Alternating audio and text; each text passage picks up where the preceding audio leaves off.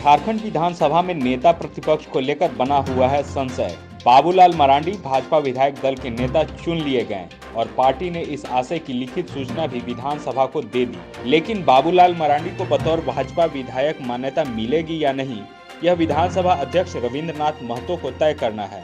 सीधे शब्दों में समझे, भाजपा के स्तर से पत्र सौंपे जाने के बावजूद भी नेता प्रतिपक्ष को लेकर संशय की स्थिति बनी हुई है। सिर्फ बाबूलाल मरांडी ही नहीं, प्रदीप यादव और बंधु तिर्की के मामले में भी स्पीकर को निर्णय लेना है।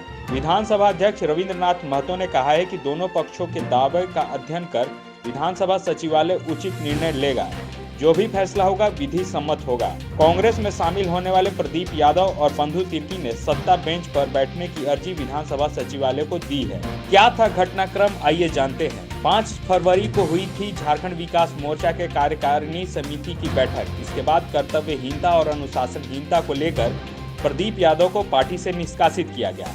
11 फरवरी को बाबूलाल मरांडी ने भाजपा में विलय की घोषणा की। इससे पूर्व उन्होंने विधायक बंधु तिर्की को अनुशासनहीनता के मामले में दोषी करार देते हुए बाहर का रास्ता दिखाया, जबकि प्रदीप यादव पर यह आरोप था कि वे कांग्रेस नेताओं से मिलकर दलीय अनुशासन तोड़ रहे हैं। कारण बताओ नोटिस का जवाब न मिलने के कारण उन्हें दल से निष्कासित किया गया। 17 फरवरी को बाबूलाल मरांडी ने गृह मंत्री अमित शाह की उपस्थिति में अपने दल झाविमो का भाजपा में विलय कर दिया। 24 फरवरी को भाजपा विधायक दल की बैठक में बाबूलाल मरांडी को विधायक दल का नेता चुना गया। 24 फरवरी को भाजपा के प्रदेश अध्यक्ष लक्ष्मण गिलुआ ने विधानसभा सचिव को पत्र सौंपकर बाबूलाल मरांडी को पार्टी विधायक दल का नेता चुने जाने की विधिवत सूचना दी। लाइव झारखंड ब्रेकिंग के लिए ब्यूरो की रिपोर्ट।